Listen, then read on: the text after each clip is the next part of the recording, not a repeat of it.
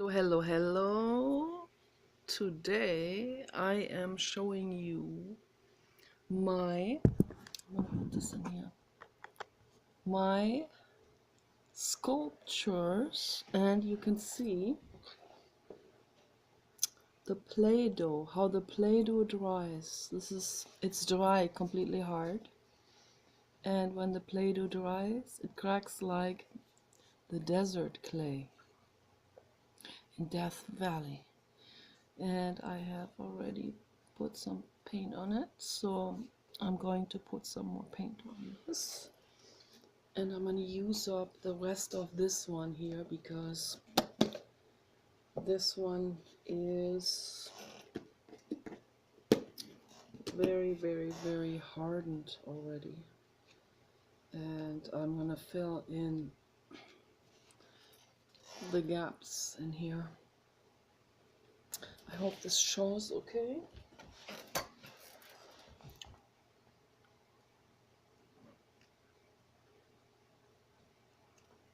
I'm going to use the real thick stuff that's in there.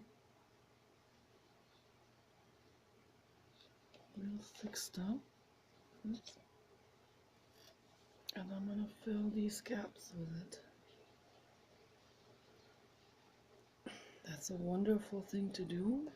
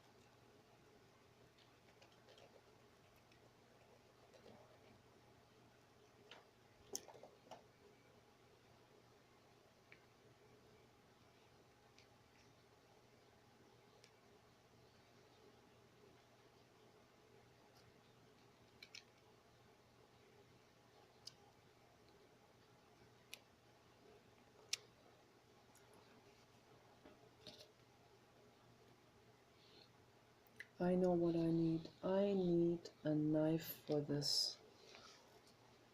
I need a knife for this.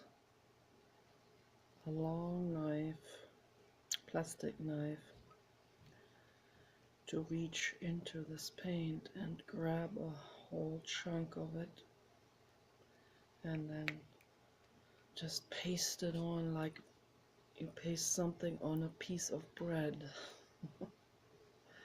That's what I need to do. But I'll do that later.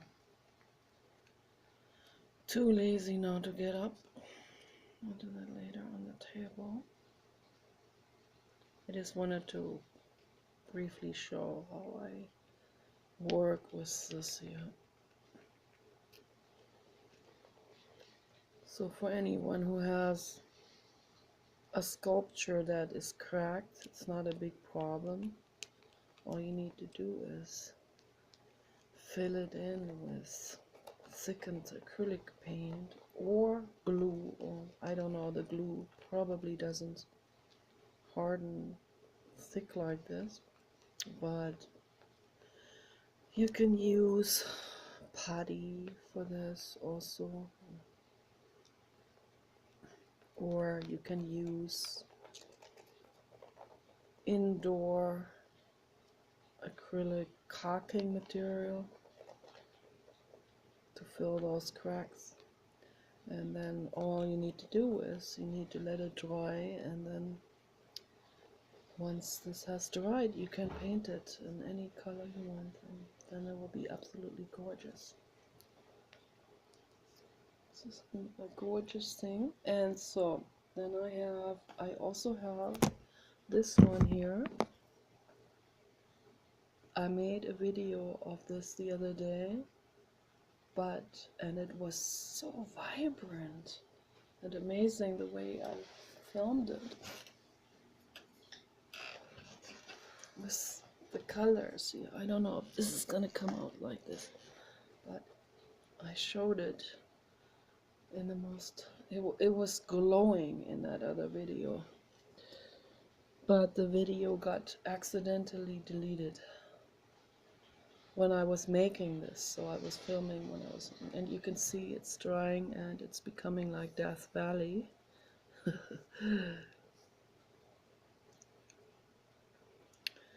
But it is a beautiful, beautiful thing. What I did is I used 3 jars of Play-Doh for this. If I was to make this entire thing out of Play-Doh, it would cost me at least 6 jars or maybe 10 jars. So what I did is I just pasted this over a box like I did with the other one. I used a Veleda Rose Body Lotion box. And it even had, on the outside, even had exactly the same color as this one. Got paint on my hands already.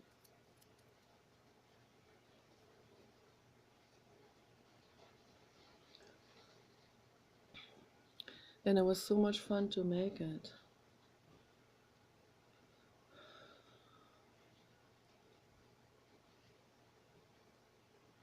Hello, hello.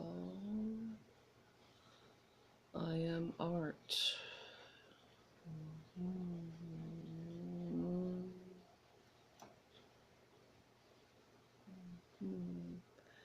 A dose of art.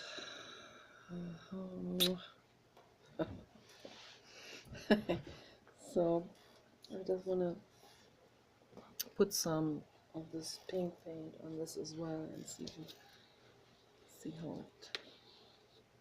how this thing feels when I do that. So here I got a chunk of paint. So there, filling in the gaps.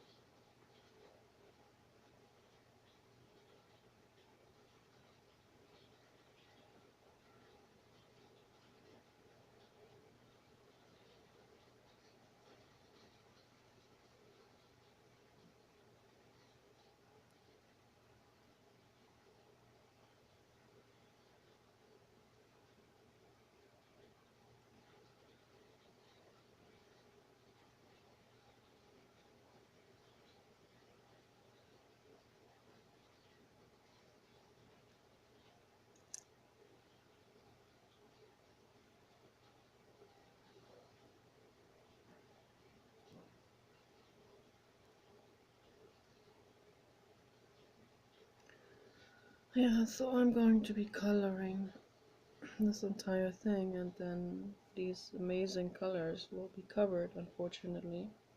But at least I have it on video. So, how it used to look before I painted it.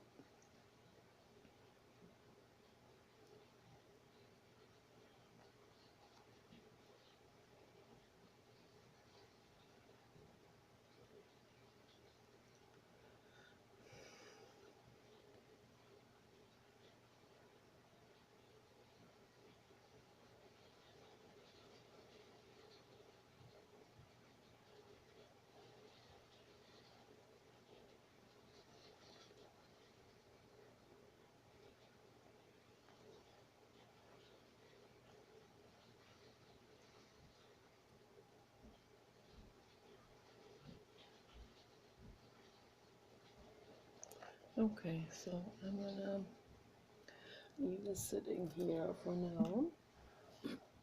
I'm gonna put one up high and one down low, and put this back here, and gonna continue my canvas, my styrofoam canvas.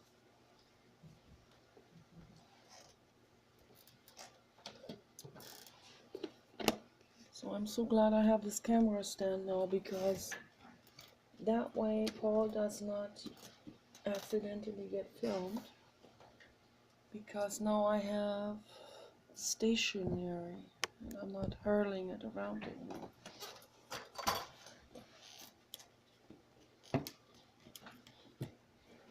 Okay, I'm gonna work with this one.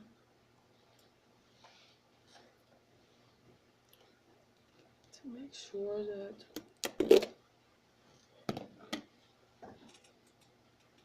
this is all nice and even.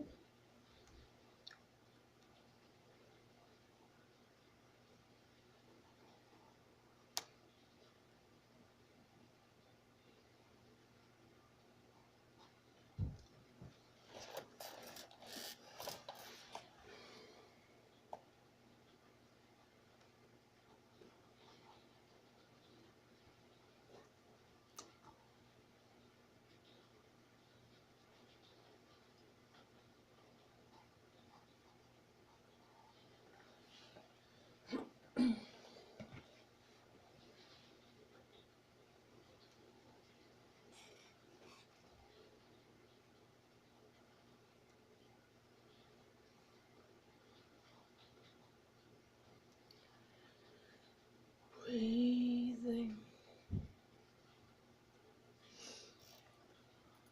Back stretching. Oh, I have back pain.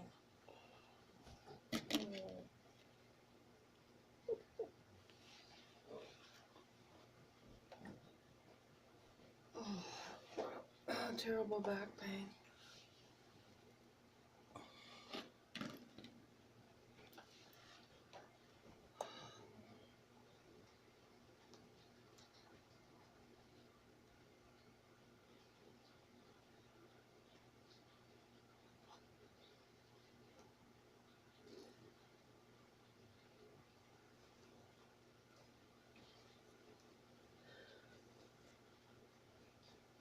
Papa, come to me.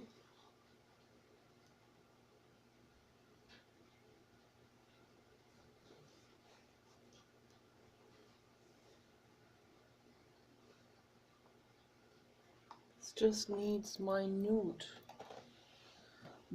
adjustments, and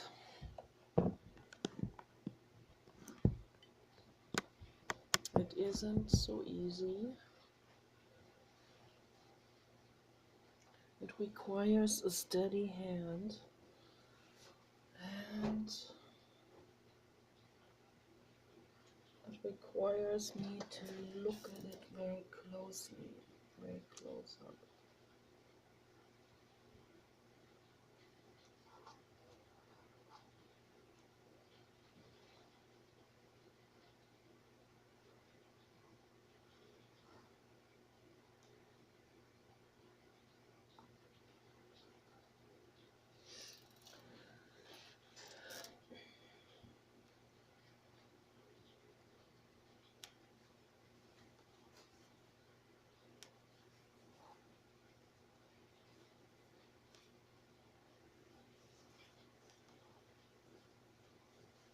I hope that shows. It's raining outside very strongly, but we have it warm inside.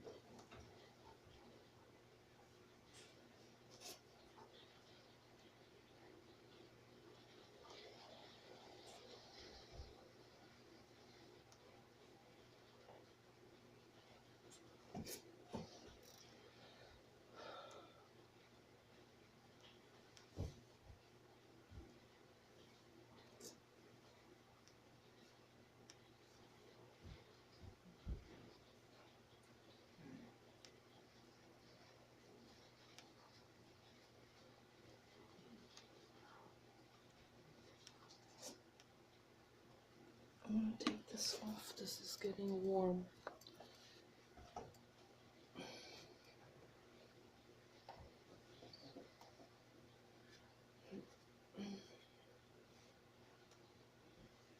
Okay.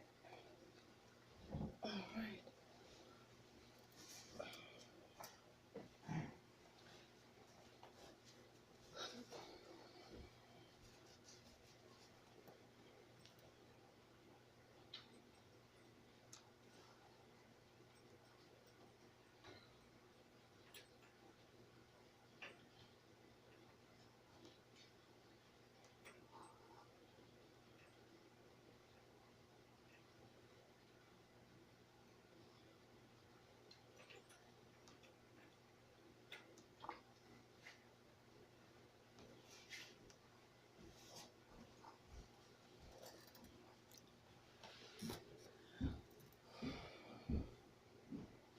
This is like a meditation,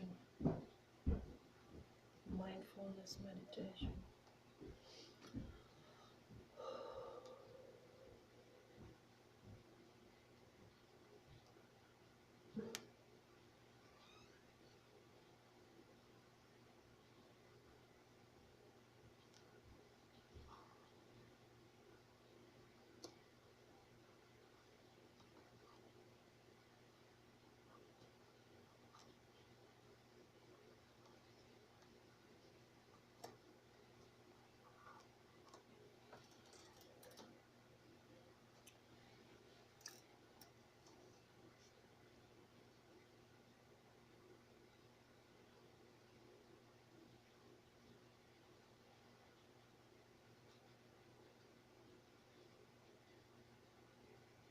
I love the way the stick colors,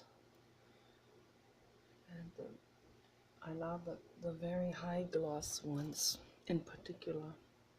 They look so awesome.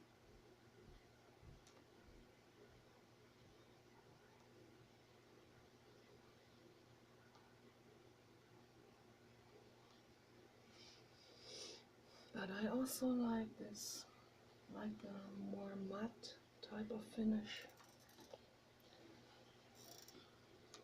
I like the combination between high gloss and matte.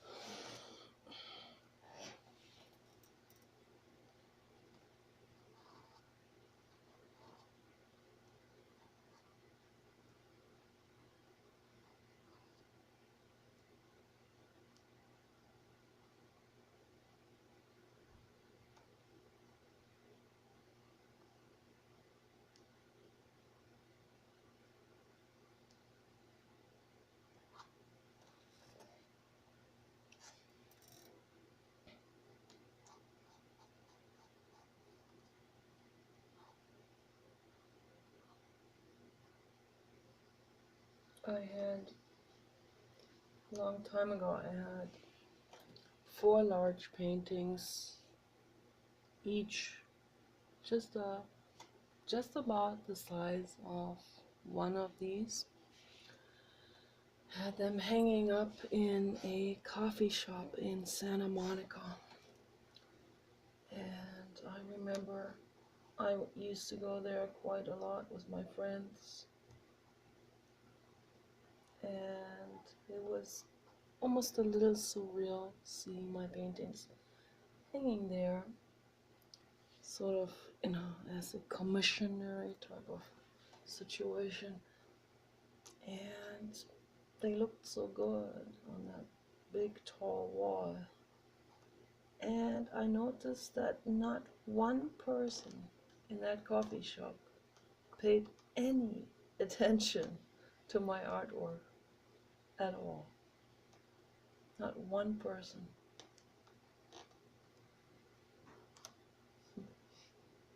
So I ended up picking them up again after about a year or so hanging there. And I was like, okay, whatever.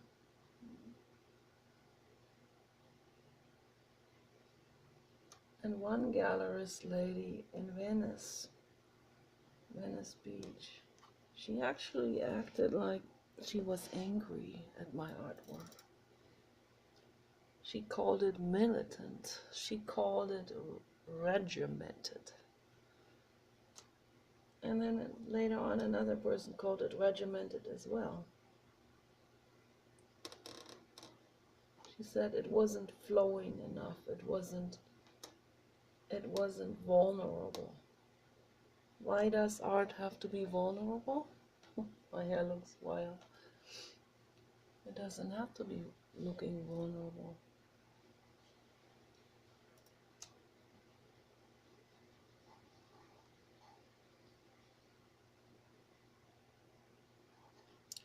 It could be thick.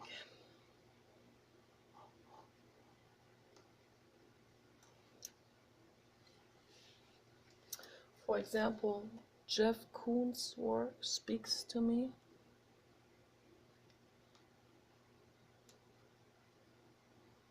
I like shiny, glossy, thick things. This is just an affinity, and that is art. Having an affinity for something is already art.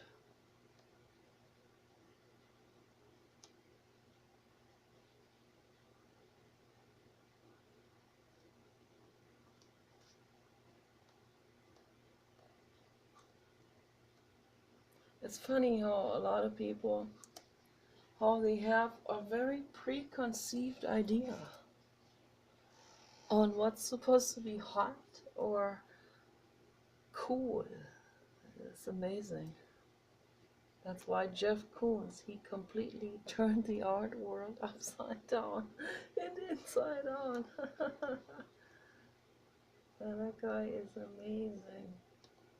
Amazing.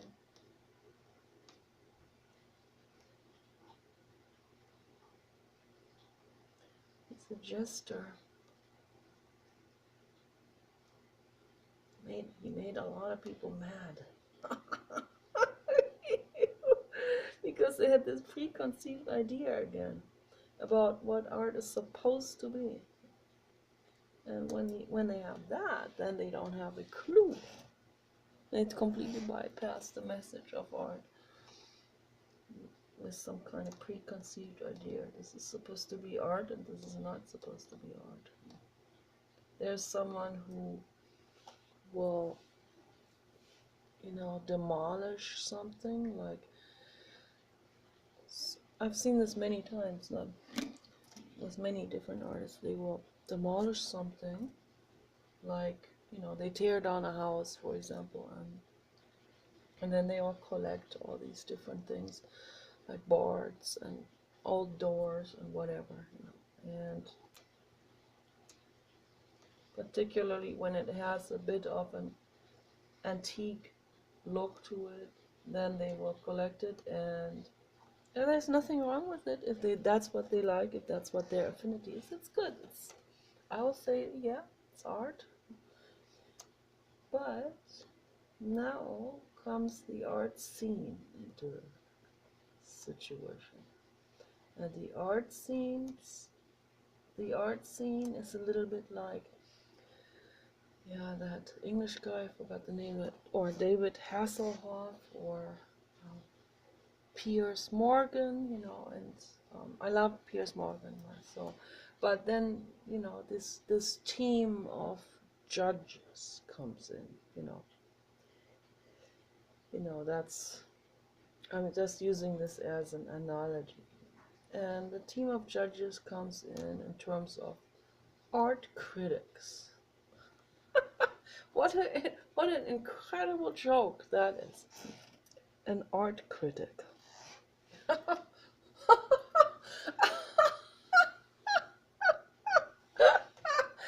And the angry art critic.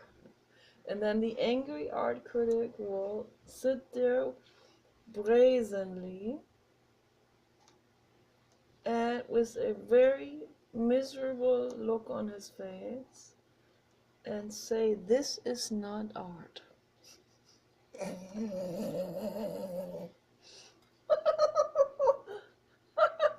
Wow, that is pretty brazen.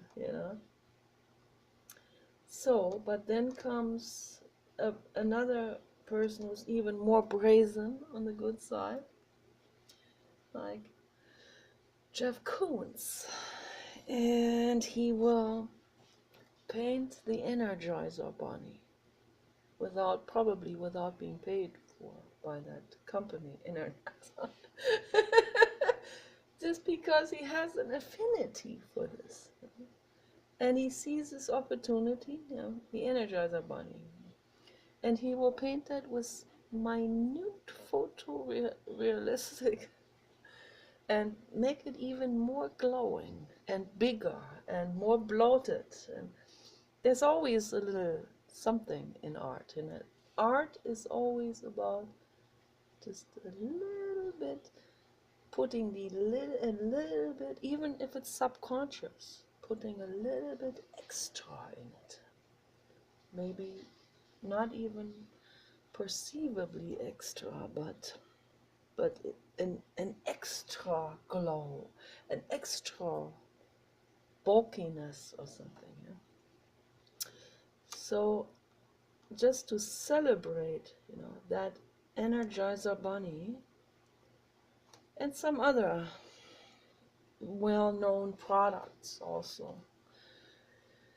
And because he likes it, he wants to paint it.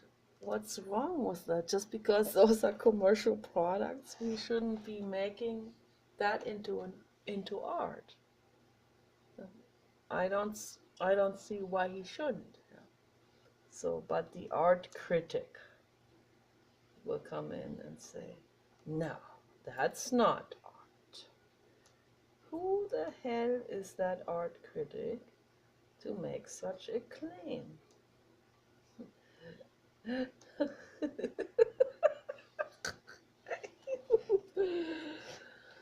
No, I love the work by Jeff Koons. I love it. He also painted that green Hulk, and in such a wonderful way, and then he has other people working on his paintings and making them big. It's basically, he has it in such minute detail, mathematical detail on how, which exact color, where, in which coordinate system, and the, patches of each to fill this in exact detail. I could never do something like this. This is way too mathematical for me. But he manages to do this and has thus other people transfer these images that he makes onto canvas. And it's brilliant. It's absolutely beautiful. It's not a print. It's not just some machine print type of situation. It's a real authentic painting, minutely done, but by different people that will just follow these instructions that he has laid out for them. So there's another artist, Judy, who had teenagers, at-risk teenagers, do that with her images and transport them onto walls and city buildings and stuff like this, and help these kids by filling in with the color and made them all feel like a team, made them all feel good. To me, that's art too. And those are lovely, lovely, even though more realistic shapes, more, yeah, more like images that would be more socially acceptable, but still art, yeah. Because even there is her signature in it, and it's lovely. And they had themes, there were political themes, social themes in it. And yeah, that's art too. That's lovely. Art is not just something that is completely free from a message. There can be a message in it, there can be also seemingly no message in it, but in every expression is a message. You know, whether we know it consciously or not, there's a message in it. Some art speaks to the public more than other art, but still art. Whether it speaks to the public or whether it doesn't. So, and the Energizer Bunny, I think it's just, I can understand what he's thinking. I understand what he's feeling. I can really understand this affinity for that pink thing, you know, or painting inflatable boats, or painting children's toys very realistically, and then making them, replicating them in bigger, and sometimes in the same material, sometimes in a different material, but it looks like it's made out of that same rubber or whatever. So he's playing around with this kind of thing, with these kind of everyday items that people have. And he also talked about this. And what he said to that, I thought was very, very brilliant. He said that why does art have to be only in an ivory tower? I don't know if we use that word. But why does it have to be reclusive only for a specific type of society, a specific group within society? You know, the aristocratic art experts, again, you know, this in quotation mark. So why don't we open this up to the wider public? Again, ties in with what I said before about the Cabbage Patch dolls. Why don't we open this up to the wider public? And then people can identify with it, and they can go, the children can go, I know that thing, I know that Energizer Bunny, I've seen him before, you know. So there's a connection that's happening then. And then they go, oh, yes.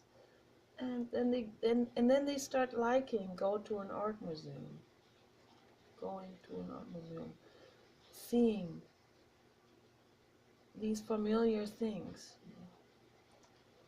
and seeing them blown up in size, and they giggle and they think that's fun and it's great.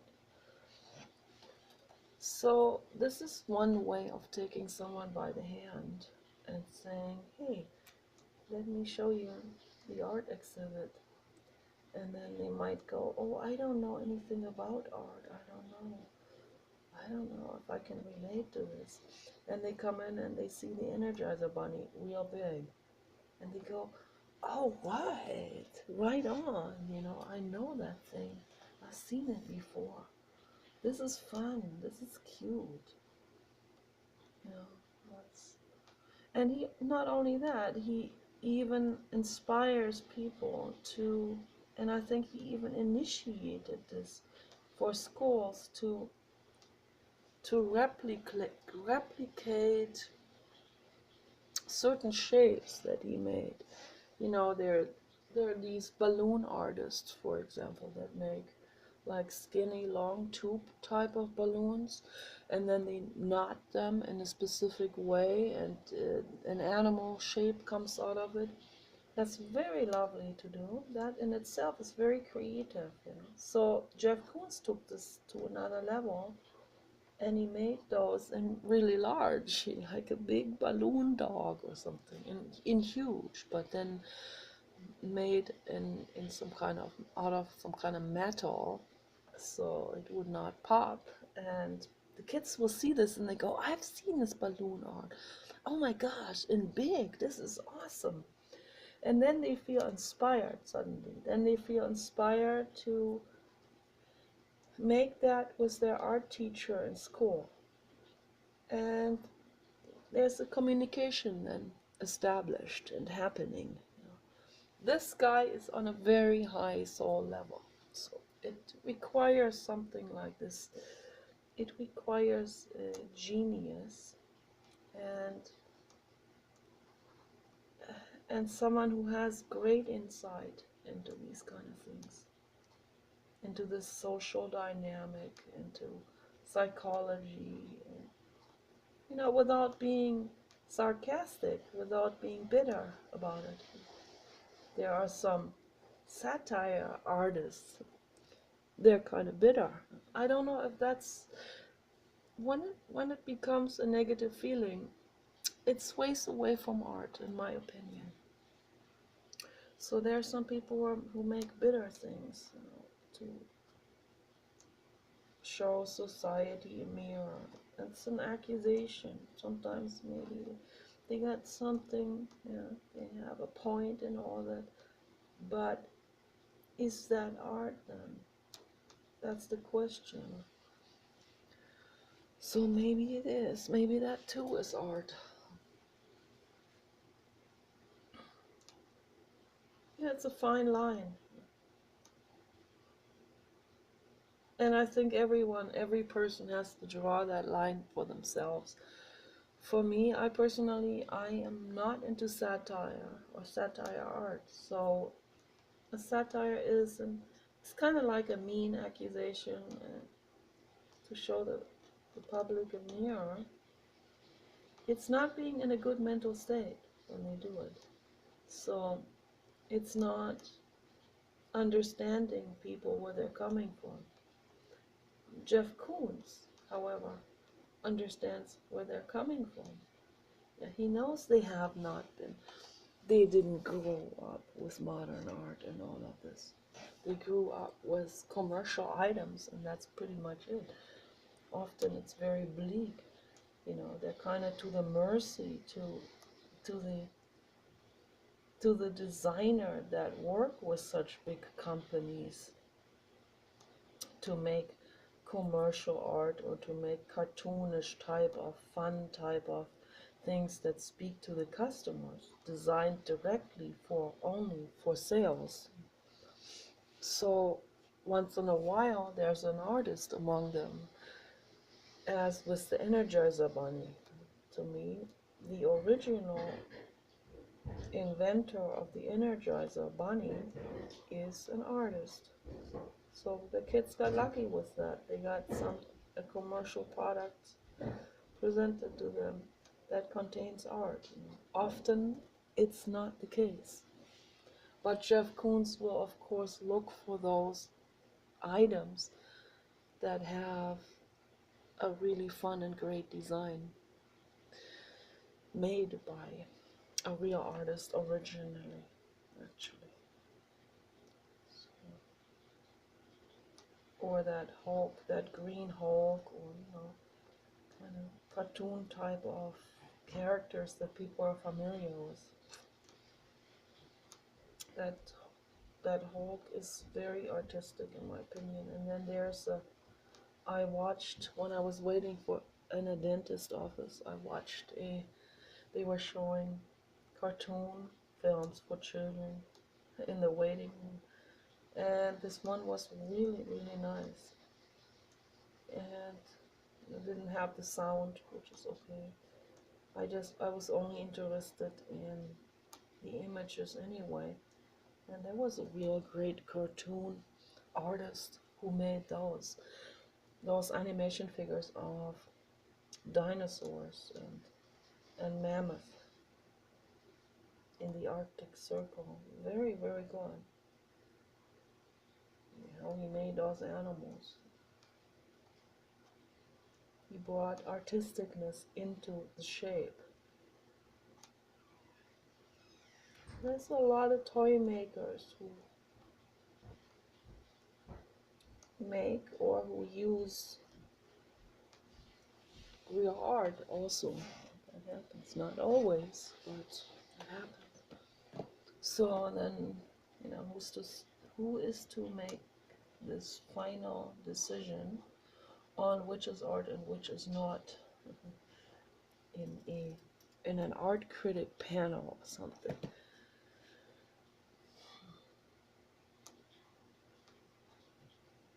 This is just how I see it, but people have the freedom to make up their own minds on that. But I see the playfulness in Jeff Koons' work. I've been familiar with his work for a long time. I remember my parents' reaction to his work. Kind of angry, concerned. Where is art going to? What is it coming to? But because they're very much into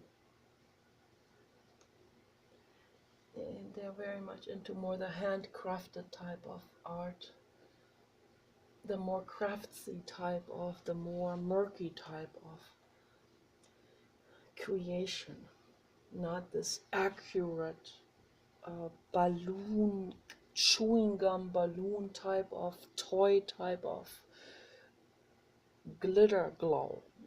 So that's kind of like, to them, that's they call it kitsch art, which means tacky art. So, but there's something in it, in that kitsch art, that speaks to me. Definitely. Not the figurines of Michael Jackson in porcelain. That's not exactly my personal taste. But, if people like it, so be it. It's good. But he had German, the porcelain, the china type of material that they worked with in southern Germany. He had them make specific shapes, out of that china material. And had a big exhibit of this porcelain art that came out somewhere in the early 80s. People were all upset about that.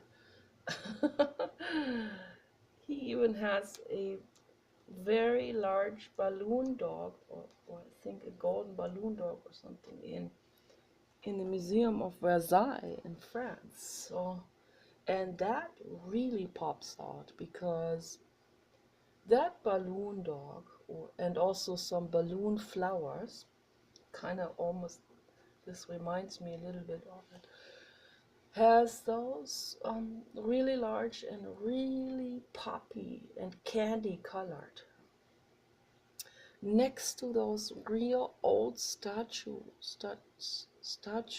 from 1500, 1400, 1600, from the Baroque, from the Renaissance, and has all of this sitting there together, you know. And there's something about this, there's something nice about modern art meeting old art.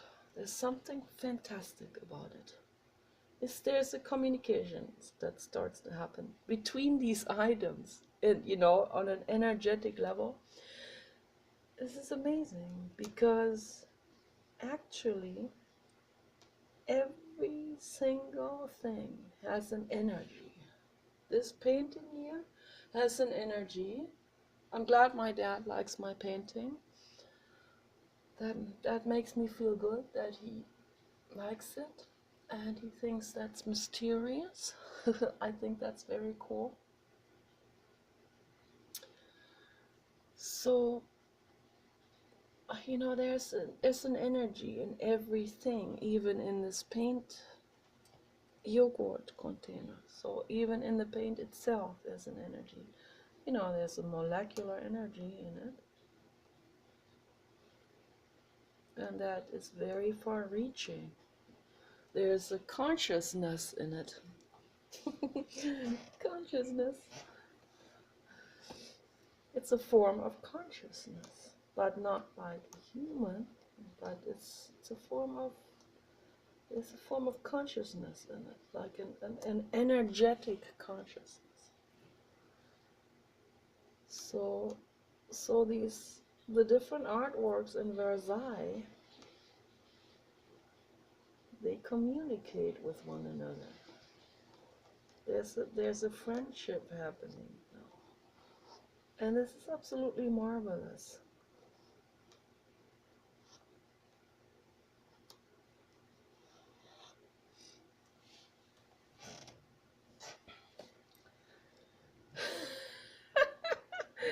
And I do this here all by myself, completely alone. I don't have anyone, you know, I don't have gallerists, flashy, going to expensive restaurant was like Jonathan Mies is able to do, binging all these delicious things, being celebrated as a rock star artist in Berlin. I'm happy for him. I'm jealous too, yes, but I'm happy for him. But I see, sometimes I cry about it. Yes, I do.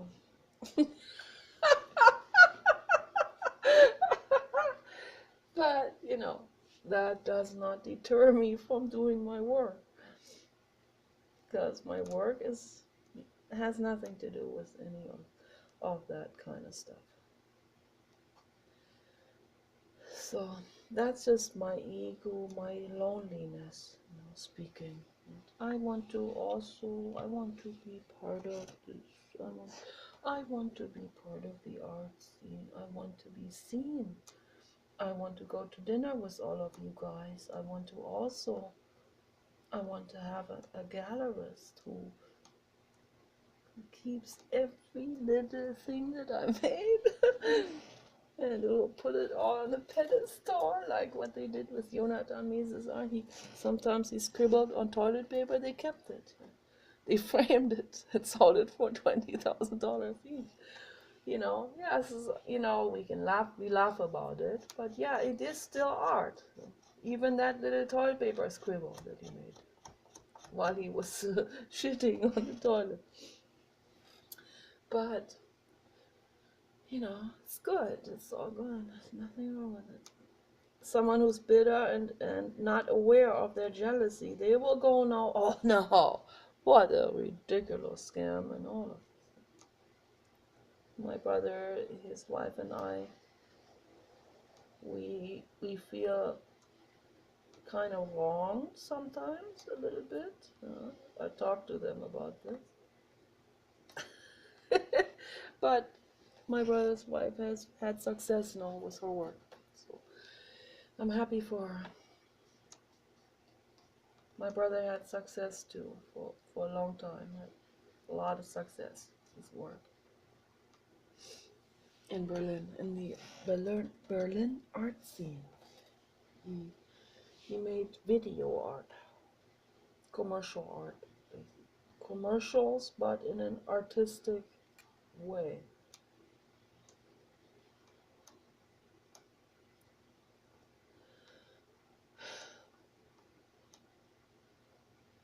I'm the loner. My dad is also, he's an art architect. He also makes artworks.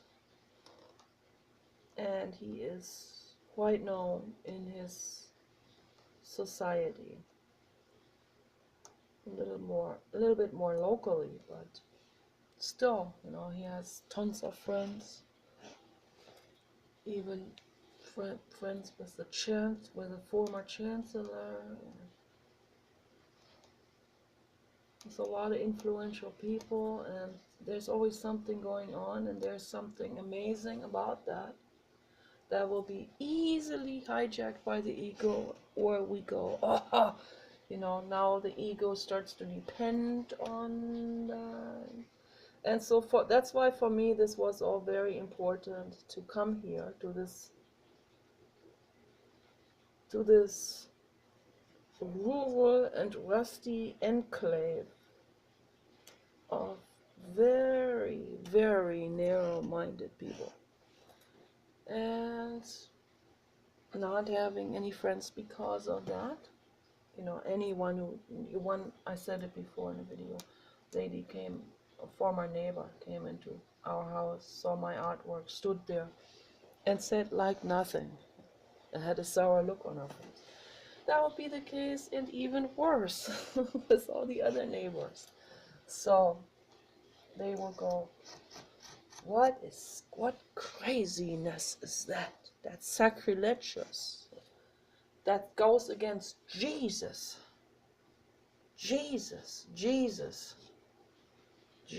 would not approve of this.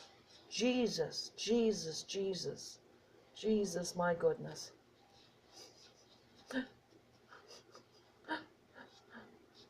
They'll call me Satan. You know, you have to keep in mind, these people are still like 300 years back in time, so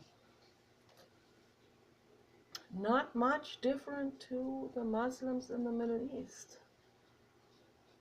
If it was for them to rule, it would not look so good. We would it would go very quickly back to the Inquisition and all of that.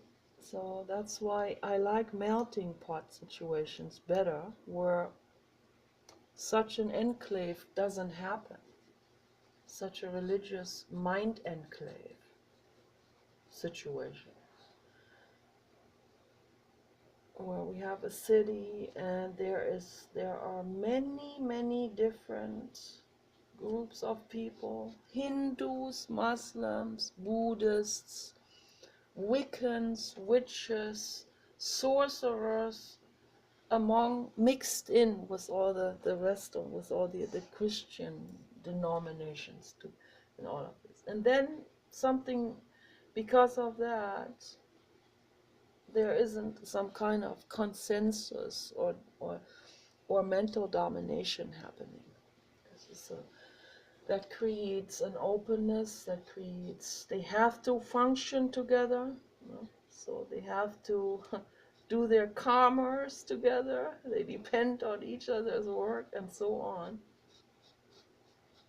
So they have to, and then it is a melting pot situation, and that's it's always a positive dynamic. So where we are here, I don't have any of this. I have the rusty, dusty enclave. I have nothing to do with any of these people here. Scary. I don't even want to open my mouth around anyone. I don't want to accidentally say something that will go against their religion, and particularly not show my work to those people. So, And promptly that neighbor lady, the former neighbor lady, promptly started to turn everyone in this neighborhood here against us. I don't know what she told these people, because she told me all kinds of very crazy, bizarre things about the person who lived here before us. So, which I don't buy into at all.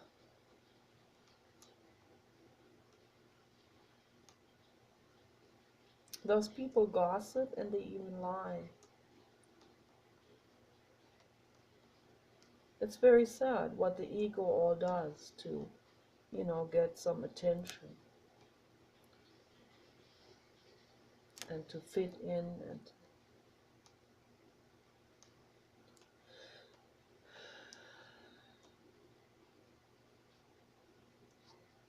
some people, some people will just, like, I'm not going to name any names, but there are people who will go to a church